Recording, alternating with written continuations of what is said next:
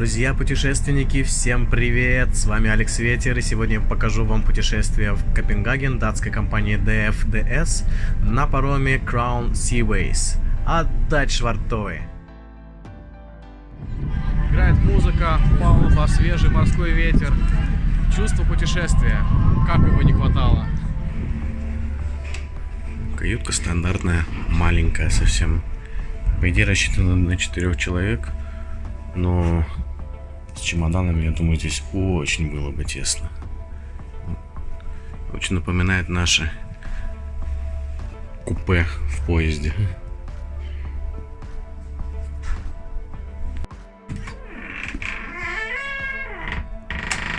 Без комментариев. Та-дам! Мы отплываем. Вид фронтальной камеры с мостика корабля. Ну что же, Осло, пока-пока-пока. Увидимся послезавтра. Красота. Кстати, в этом году, в 2022, парому исполняется 30 лет. Чуть-чуть помладше меня. Мне 33. И на протяжении всего времени он практически бесперебойно возил пассажиров между Осло и Копенгагеном. Конечно же, это не пассажирский лайнер, а всего лишь грузовой паром, но тем не менее норвежцы, датчане, да и вообще заезжие туристы любят заказывать двухдневный круиз в Копенгаген и обратно, либо в Осло и обратно, просто чтобы насладиться морскими видами, подышать воздухом, покушать в ресторанах и расслабиться.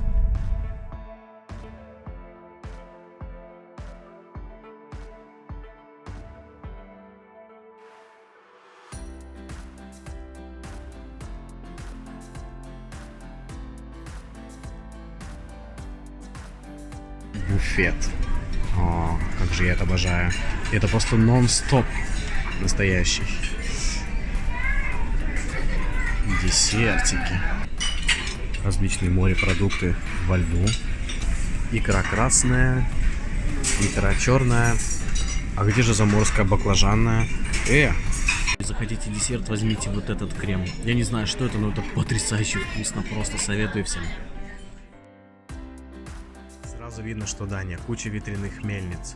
Привет, Копенгаген! Вот сколько раз я бывал в Дании, и тут всегда очень сильный ветер. Но сегодня вроде нормально, повезло, как всегда. Welcome til København. Ух ты, как красиво цветут эти деревья. Красота. Это реально очень красиво. Такие сады увидеть. В Норвегии сейчас еще пока так не цветет.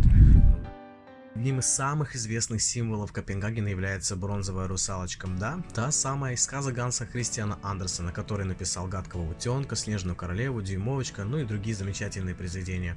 Кстати, он родом из Дании, и в Копенгагене ему поставили памятник. А русалочка стоит здесь аж с 1913 года. Вот так.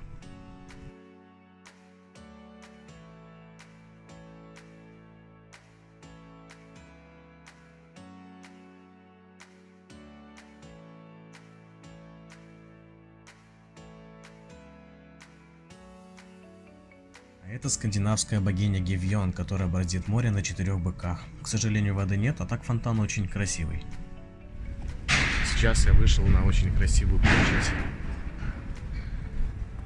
со статуей.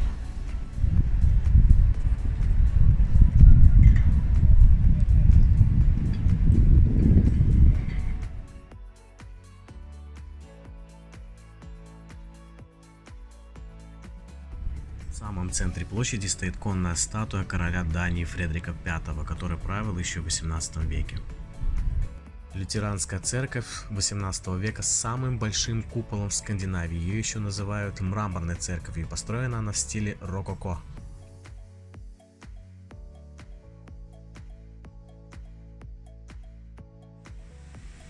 А этот фонтан работает.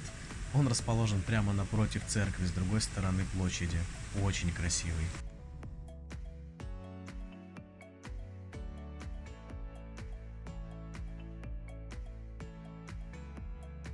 Вот визитная карточка Копенгагена, то, ради чего едут сюда туристы. Новая гавань, целый район, целый канал с очень красочными городскими виллами 17 и 18 века.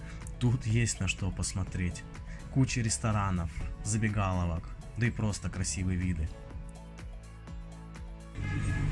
Для всех туристов, которые приезжают в город Копенгаген и приходят на Новую Гавань, рекомендую посетить ресторанчик La Sirena.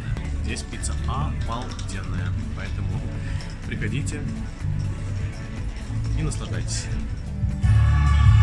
И просто музей, а не ресторан. Тут так красиво. Дворец Кристиансборг, самой высокой башни в Копенгагене. Раньше это была резиденция королей, теперь же там восседает датский парламент. В принципе, он открыт для посещения для всех. В общем, путешествие очень интересно, особенно на контрасте с двухлетней отсидкой дома из-за пандемии. Да, всего 2 дня, но впечатление через крышу.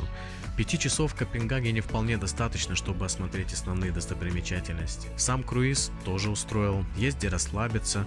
Единственный минус – еда в ресторане уж слишком пересолена. Да и цены кусачие, на двоих примерно 300-500 евро. Многовато за 2 дня. Буду ли рекомендовать этот круиз? Конечно. Тем более компания периодически устраивает розыгрыши, где можно выиграть бесплатные каюты. Это того стоит. И на этом я с вами прощаюсь. Желаю классных путешествий. Пока!